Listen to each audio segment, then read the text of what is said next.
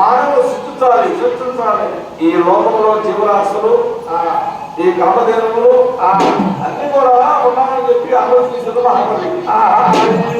అప్పుడు భారతదేశం ముందు మీద దొరుకుతుంది. ఎలా